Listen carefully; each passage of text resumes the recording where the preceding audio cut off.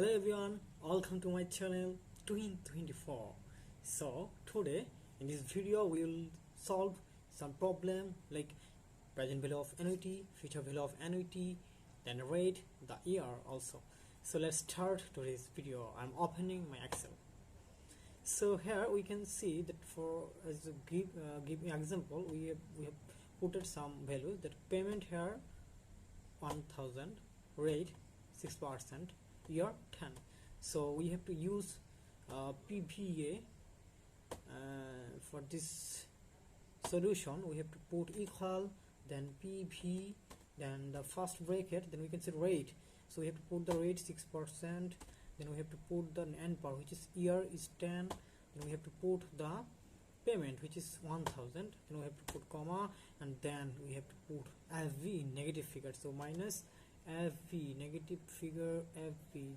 We can see that there is no future value, so we have to put 0, then we have to put 0 again because it's the end of the period. So now we have to close the bracket and we have to click enter button.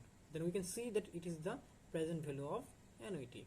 Okay, so we will solve that. Now future value of annuity, we can see that there is payment 6%, rate, and year is 10%.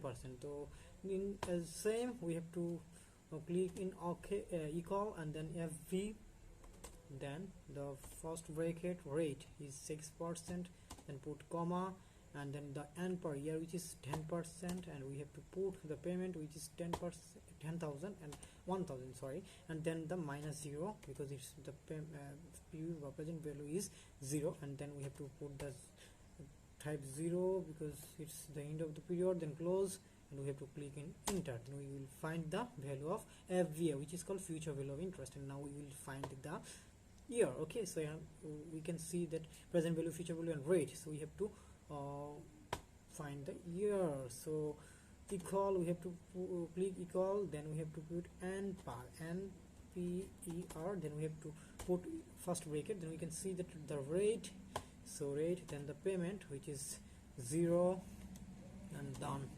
the present value, which is 5000, and the future value we in the negative form, so minus 8000, and then the 0 because it's the end of the period. Okay, so let's click on enter, then we have to find the year, which is 5.45, and we have to rate. So for this problem we have to find the rate. To find the future value we have to use the calculation, which is rate, and then we have to use enter, then we will find the calculation. Okay, it is 8%.